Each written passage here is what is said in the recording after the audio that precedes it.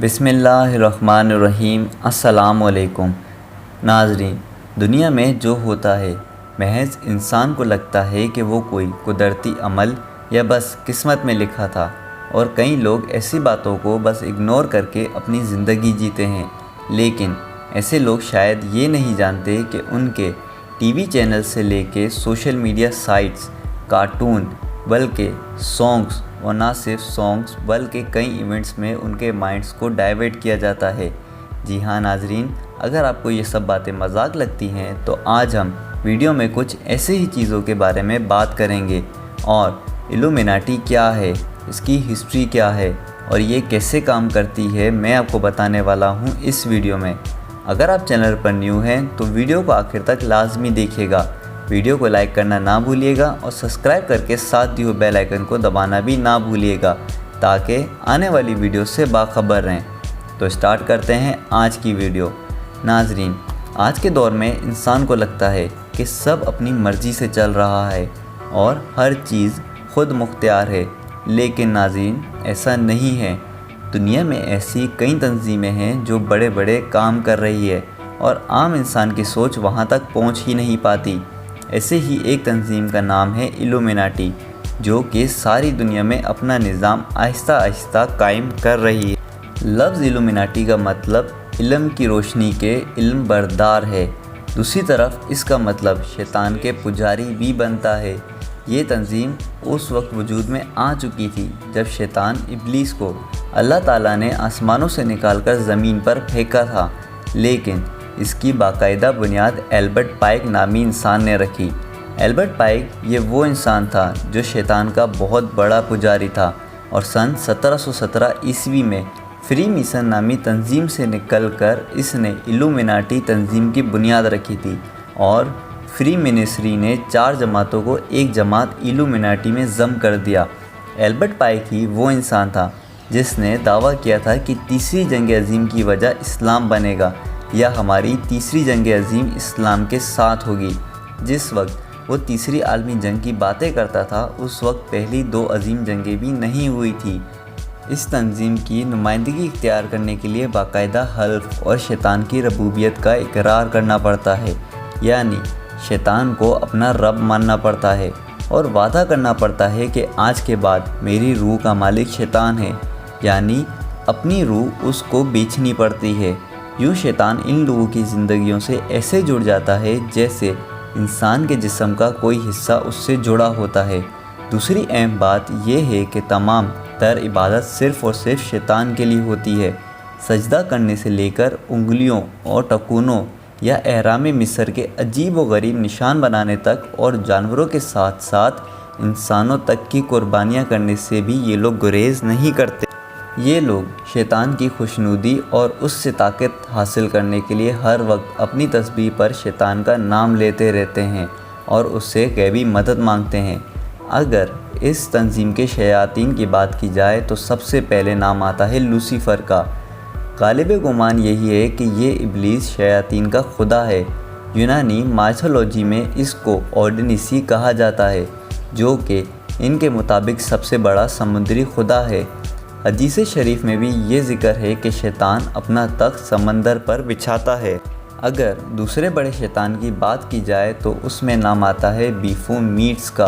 उसकी शक्ल बकरे से मिलती है, इसके बाकायदा सींग और बहुत ही ड्रोनी शक्ल होती है।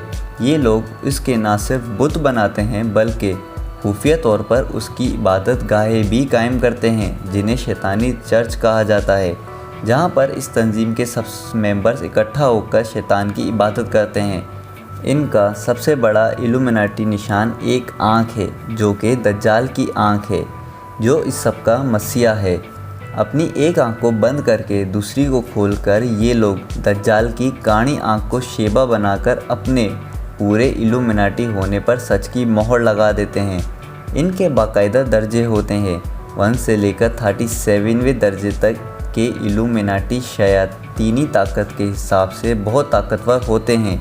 ये लोग पूरी दुनिया में फैले हुए हैं। इनका मरकज़ वैसे तो अमेरिका और इसराइल है, लेकिन इनका मकसद पूरी दुनिया में तमाम मज़ाहिब का खात्मा करके अपने इस घटिया मज़हब इल्यूमिनाटी को तरजीह देना है। اس مذہب اور شیطان کی ربوبیت یا خدائی کا بول بالا کرنے کے لیے یہ لوگ ہر ہٹ کنڈا آزماتے ہیں۔ لوگوں کو گمراہی کے راستے پر لانے کے لیے طرح طرح کی لالچ دی جاتے ہیں، جن میں دنیا کی تمام آسائشیں اور دولت کے انبار شامل ہیں۔ اپنے لیے خطرہ بننے والوں کو یہ لوگ اپنے راستے سے ہٹانے سے بھی گریز نہیں کرتے۔ اس وقت دنیا کے تمام بڑے بڑے لوگ ان کی زد میں ہیں۔ ان لوگوں کا مقصد دنیا میں لادینیت، الحاد اور دہریت کو فروغ دینا ہے۔ یہ بڑی رازداری سے کام کرتے ہیں۔ صبر، برداشت، امن، محبت، انسانی اخوت، بھائی چارہ، آزادی، مذہب سے بالاتر انسانیت، سائنسی ترقی، انسانی ارتقاء، تہذیب، گلوبل سخاوت اور اٹریکشن مابین اقوال عالم وغیرہ وغیرہ، یہ اصلاحات ان کے خاص ہتھیار ہیں۔ ان گروپس کے ارکان عام طور پر اپنی سرگرمیاں خفیہ رکھتے ہیں۔ شروعات میں اپنے اپنے مذہب کی مقدس کتابوں اور پیغمبروں کے نام پر حلف لیتے ہیں کہ وہ اپنی تنظیم کے کام میں حد درجہ احتیاط برتیں گے، حتیٰ کہ اپنی اولاد سے بھی چھپائیں گے۔ ان کے علاوہ نئے ارکان کی اس طرح سے برین واشنگ کی جاتی ہے کہ انہیں علم بھی نہیں ہوتا اور وہ دھیرے دھیرے اپنے مذہب سے برگشتہ ہوتے جاتے ہیں اور الحاد اور دہریت کی طرف نکل جاتے ہیں۔ یوں انہیں پتہ بھی نہیں چلتا کہ وہ کب شیطان کے پجاری بن۔ یہ تنظیم باقاعدہ بین الاقوامی سطح پر جاسوسی اور سازشی عناصر کا بھی کام کرتی ہے۔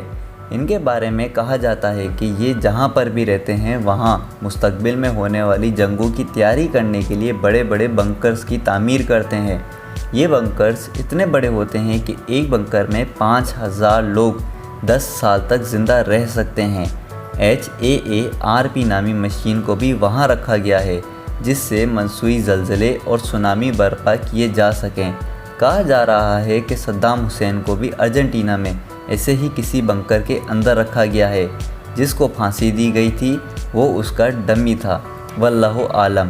ان کی پڑھی جانے والی کتابوں میں مورل اور گوما بھی قابل ذکر ہیں، جو کہ البرٹ پائک کی ہی لکھی گئی ہیں۔ اس کتاب لوسیفر، شیطان کو خدا تصور کیا گیا ہے اور وہ لوسیفر یعنی شیطان کو ہی روشنی منبع تصور کرتا تھا۔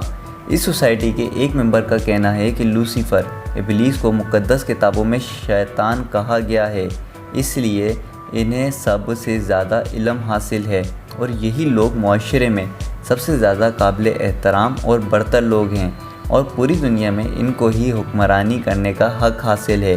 اس لیے یہ لوگ دنیا میں ہر وقت نیو ورلڈ آرڈر کو نافذ کرنے یا اس کو گلوبل ولیج بنانے کے لیے کوشاں رہتے ہیں۔